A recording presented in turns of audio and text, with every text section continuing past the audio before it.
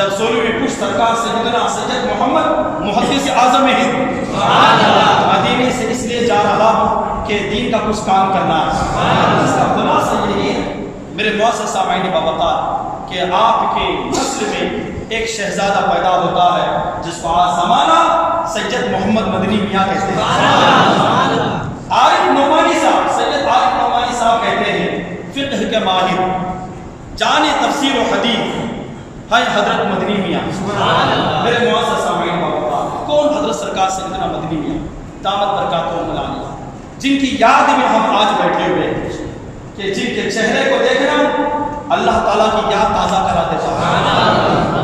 میرے معزز سامعین باوقار سورج وہ ہے کہ جس کو دیکھے تو دن کی ابتدا کا حصہ معلوم ہو جائے، ہاں دن نکلا ہوا ہے. اللہ والا وہ ہے کہ جس کے چہرے کو دیکھے تو معلوم ہو کہ اللہ کی یاد ہمارے دل میں پیدا ہو رہی ہے.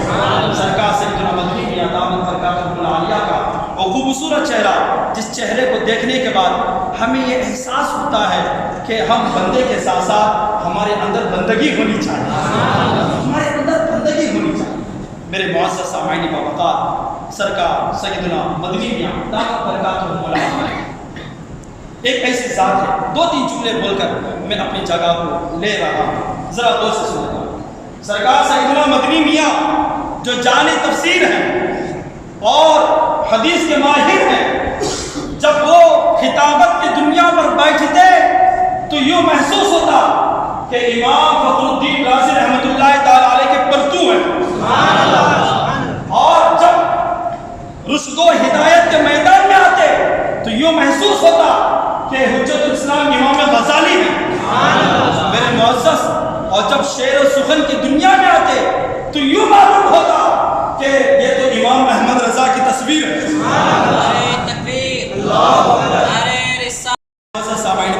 اسی لیے تو اب جو عنقریب ایک بزرگ شخصیت آ رہی ہے، تاج السنہ حضرت علامہ مولانا مفتی الحاج الشاہ توصیف رضا صاحب، وہ سرکار مدنی میاں کے بارے میں بہت دن پہلے انہوں نے یوں کہا کہ آپ جب سب سے پہلے برطانیہ کی سرزمین پر رونما ہوئے اور سارے اشرفی برادران کی طرف سے ایک مسجد کے قیام کے عمل کا معاملہ جب آیا تو سارے لوگ جو ہے مدنی میاں دامت برکاتہم العالیہ سے کہا سرکار ایک مسجد کی ضرورت ہے. تو آپ نے مسجد کی تعمیر فرمائی. مسجد کی تعمیر فرمانے کے بعد توصیف رضا خان صاحب کہتے ہیں آپ نے اشرفی مسجد نہیں رکھا، مخدوم مسجد نہیں رکھا، بلکہ اس محبت ایک سرکار والا حضرت سے محبت کو نچھاور کرتے ہوئے اس مسجد کا نام آپ نے مسجد رضا رکھا.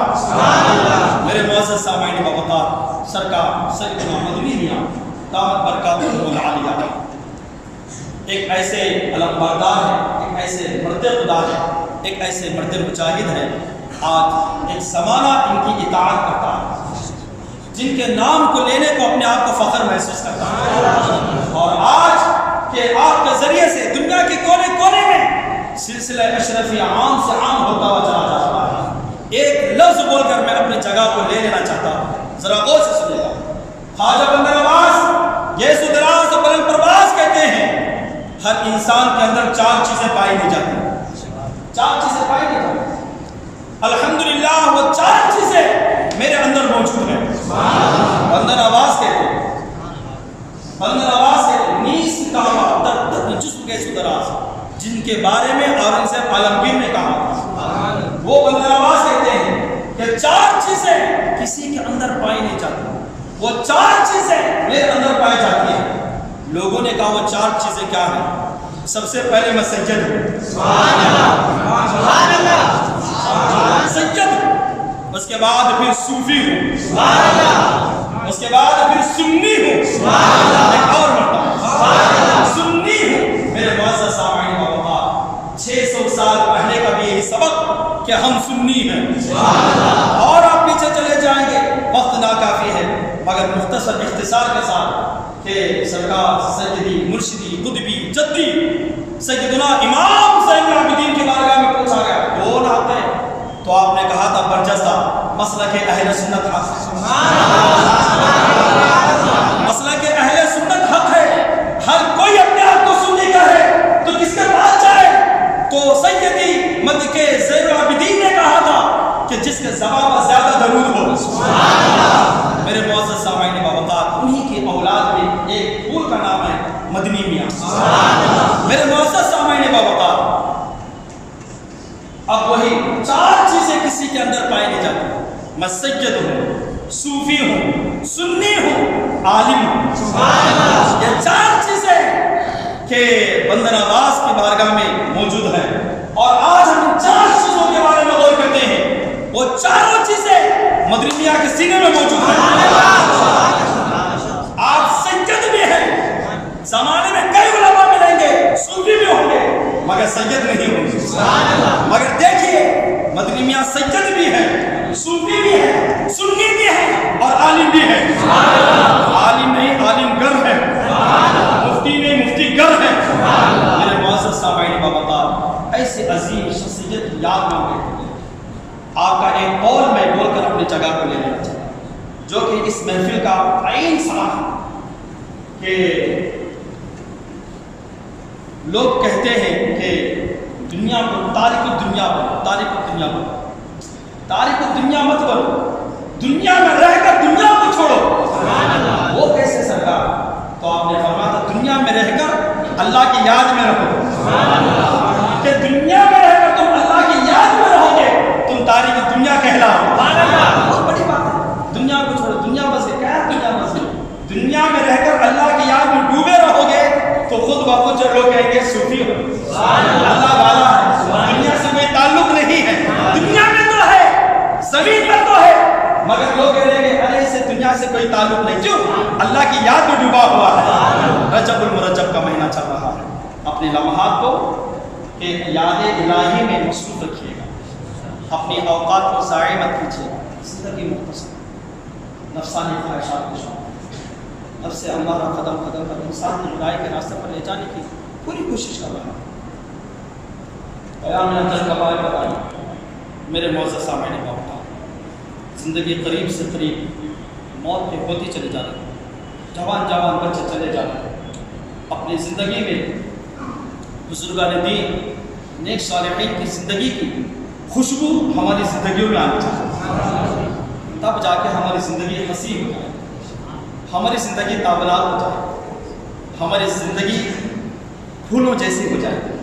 میرے معزز سامعین باوقار، ہم آخر میں دعا گو ہیں. اللہ تبارک و تعالیٰ ہماری صحتیں، ہماری عمریں مدنی میاں کو عطا فرمائے.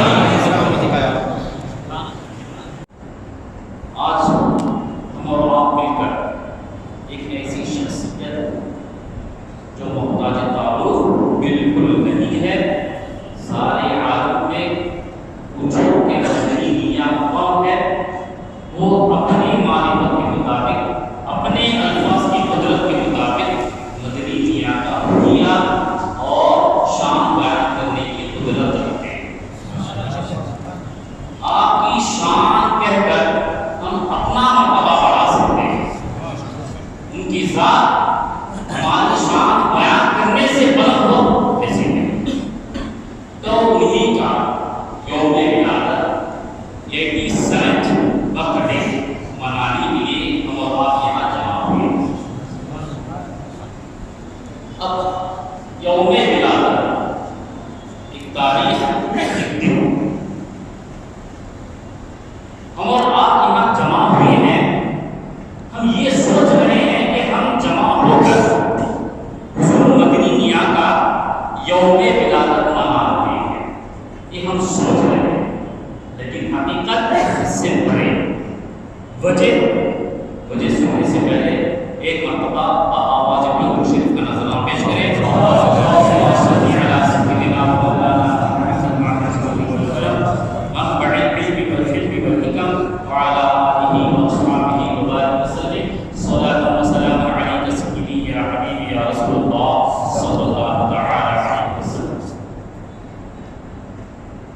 ہم اپنے ماں باپ استاد کا ڈیٹ آف برتھ یاد نہیں کرتے.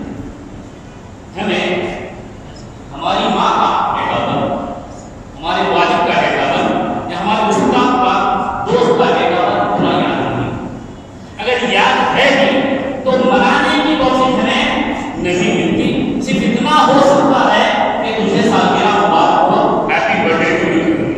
لیکن کسی کا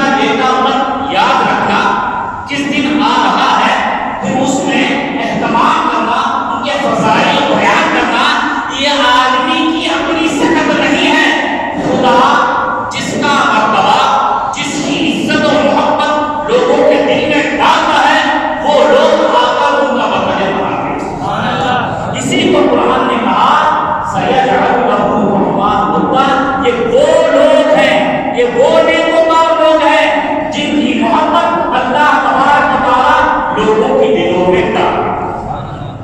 آپ کا یہاں جمع ہونا صرف مدنی میاں کا تذکرہ کرنا ہے، وجود اس کے کوئی غرض نہیں ہے، کسی نے آپ کو فورس نہیں کیا میں تجھے کچھ دوں گا، تجھے کھانے کو ملے گا، نہیں، اللہ تبارک و تعالیٰ نے حضور مدنی میاں کی محبت آپ کے دلوں میں ڈال دی، پھر آپ یہاں دوڑے چلے آئے۔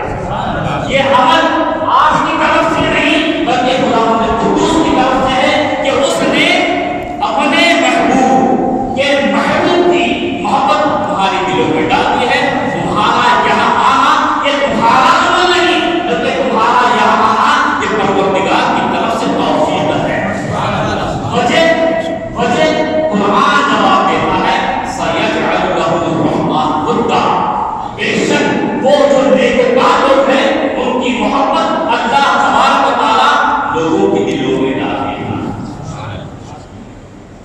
زیادہ تمہید نہیں، اس جملوں سے یہ بات قرآن اور حدیث کی روشنی سے ثابت ہوتی ہے کہ مدنی میاں صرف عالم نہیں، مدنی میاں صرف مفسر نہیں، حضور شیخ الاسلام صرف ایک خطابت کرنے والی شخصیت کا نام نہیں، بلکہ مدنی میاں حضور شیخ الاسلام اللہ تبارک و تعالیٰ کے متفق بندے ہیں، جس کی وجہ سے اللہ تبارک و تعالیٰ نے ان کی محبت ہمارے دلوں میں ڈال دی ہے، ان کی یوم ولادت منانے کے لیے یہاں بھیجا۔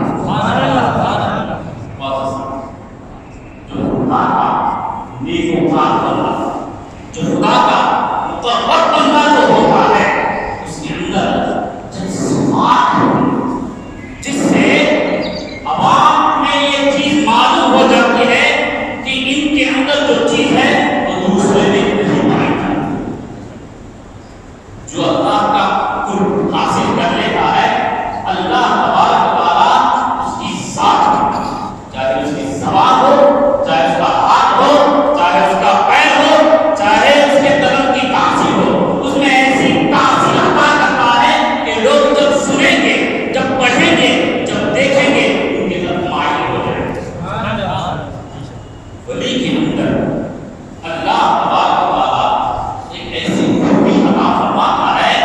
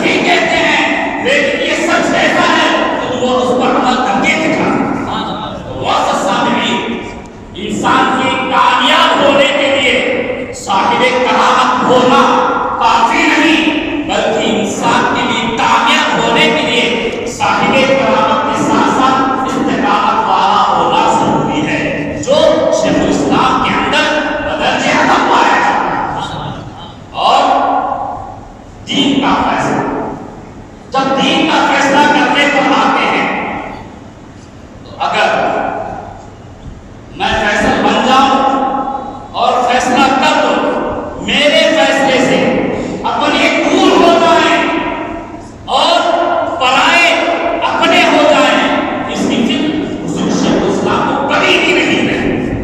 جب شریعت کا حکم بیان کرے، جب شریعت کا حکم بیان کرنا چاہتے تو دیکھتے سب سے پہلے شریعت مطہرہ کو سامنے، پھر شریعت کے مطابق یہ اعلان کرتے تھے کہ شریعت کا حکم یہ ہے، اس میں اپنے پرائے ہو جائے، حضور شیخ الاسلام کی اس کی فکر نہیں۔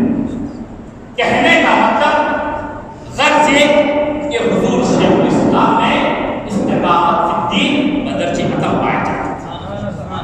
پھر انسان عمومی طور پر 3 مرحلوں سے گزرتا ہے۔ نمبر 1 بچپنا، نمبر 2 جوانی، نمبر 3 بڑھاپا۔ بچپنے کی کامیابی یہ ہے کہ بچے کے پیر مضبوط رہے۔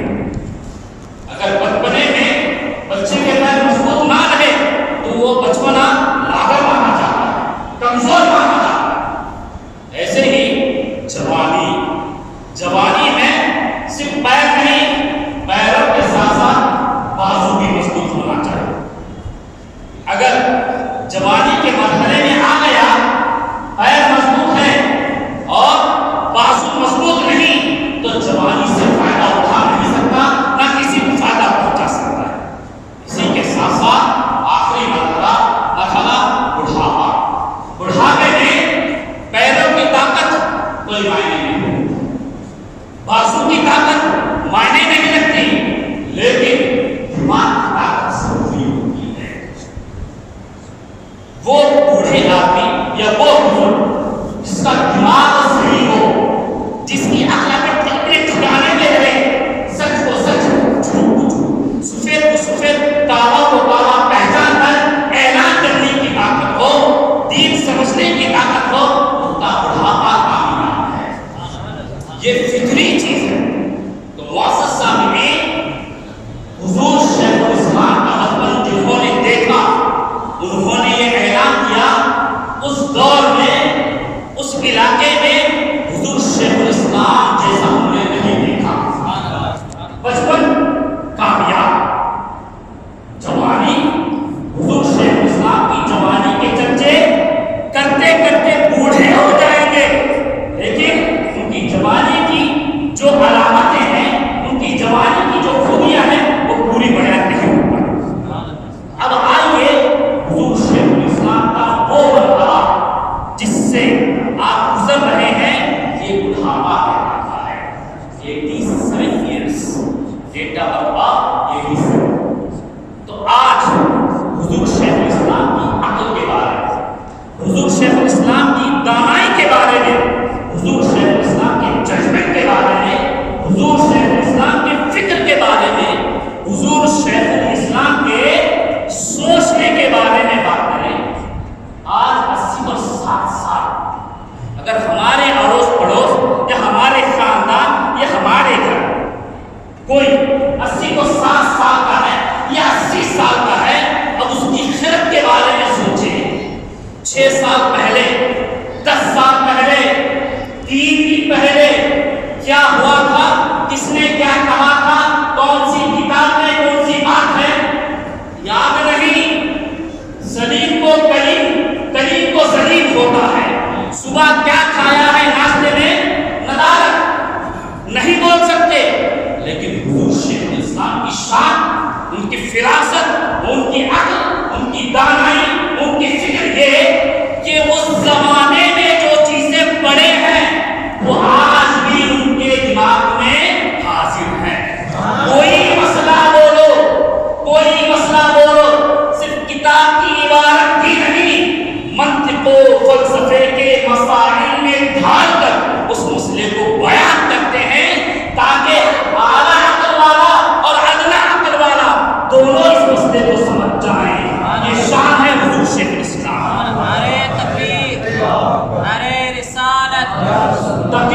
مسئلہ کٹھن مسئلہ ہو تو حضور شیخ الاسلام تھوڑا وقفہ دیتے ہیں، پھر منطقانہ صورت و شکل اس کو دے کر اپنے بہترین فلسفیانہ الفاظ میں اس کو بیان کرتے ہیں. سننے والا یہ مسئلہ آج سے پہلے بھی کئی مرتبہ سنا ہوگا، لیکن حضور شیخ الاسلام کی زبانی جب سنے گا اسے بھولے گا نہیں بلکہ بتانے پر بھی قدرت حاصل ہوگی. معزز سامعین، حضور شیخ الاسلام کا یہ مرحلہ جس کو بڑھاپا کہا جا سکتا ہے، اس لیے حضور شیخ الاسلام کی عقل جیسے پہلے تھی آج بھی. اب عقل کی بات آئی ہے تو ایک بات سمجھتے ہیں. دیکھیے مدرسے میں جو طالب علم جاتے ہیں ان طلباء کا سمجھنے کی جو کیٹیگری ہوتی ہے، انٹیلیجنس جو ہوتی ہے ان کی، وہ برابر نہیں ہوتی. اس میں تفاوت پایا جاتا ہے. کوئی چھوٹا مسئلہ جلدی سمجھتا ہے، کوئی بڑا مسئلہ جلدی سمجھتا ہے. ایک مسئلہ جب درسگاہ میں استاد بتا دیتے ہیں تو سب کو پوری طرح سے سمجھ میں نہیں آتا. جو اعلیٰ فراست رکھتے ہیں، تفہیم بلند جس کی ہوتی ہے وہ اچھی طور سے سمجھ جاتا ہے اور بات نہیں سمجھ سکتے، تو بعد میں تفہیم جس کی بلند ہے اس کے پاس جا کر وہ اسے حل کیا جاتا ہے. یہ کب کی بات ہے؟ یہ دوران طالب علم کی بات ہے. تو حضور شیخ الاسلام کا مزاج ہے، حضور شیخ الاسلام کی فہم و فراست آج ایسی ہے کہ مسئلہ صرف سمجھنے تک نہیں، سمجھ کر اپنے اندر بٹھانے تک نہیں، بلکہ وہ لوگ جن کی سمجھ پوری نہیں ہے اور جن کی سمجھ پوری ہے، دونوں کو سمجھانے کی قدرت رکھنے والی فراست ہے. حضور شیخ الاسلام کے اندر یہ چیز پائی جاتی ہے. معزز سامعین، حضور شیخ الاسلام کا تذکرہ کرنا یہ ان کا تذکرہ کرنا نہیں بلکہ ہمارے نیکیوں میں اضافہ کرنا. اللہ تبارک و تعالیٰ نے اعلان فرمایا ان الذین آمنوا وعملوا الصالحات، بے شک وہ لوگ جو ایمان لائے اور نیک سیجعل لهم الرحمن، اللہ تبارک و تعالیٰ ان نیکوکاروں کی محبت لوگوں کے دلوں میں ڈال دیتا ہے. آپ میں سے کئی لوگ ایسے ہوں گے جن کام ہے لیکن آپ کا یہاں بیٹھا ہے نا، یہ آپ کا عمل نہیں ہے بلکہ قرآن مجید کی اس آیت کے مصداق ہے. اللہ تبارک و تعالیٰ اس نیکوکار بندے کی محبت آپ کی دلوں میں ڈالتی ہے. آپ اپنے کاروبار گھر در چھوڑ کر یہاں آتے ہیں. اللہ تبارک و تعالیٰ جنہوں نے جس انداز میں بھی حضور شیخ الاسلام کی شان بیان کی ہے قبول فرمائے. اللہ تبارک و تعالیٰ حضور شیخ الاسلام کے رحمتوں فضیلتوں برکتوں سے ہم سب کو مالا مال فرمائے، ان کی عمر میں برکتیں عطا فرمائے. اللہ تبارک و تعالیٰ ان کا سایہ ہم پر تا دے صحت و عافیت کے ساتھ.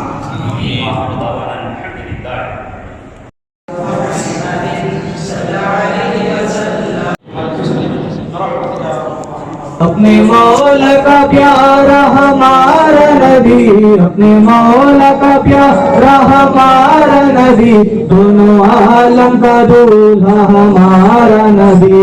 اللہم صلی علی سیدنا و مولانا محمد.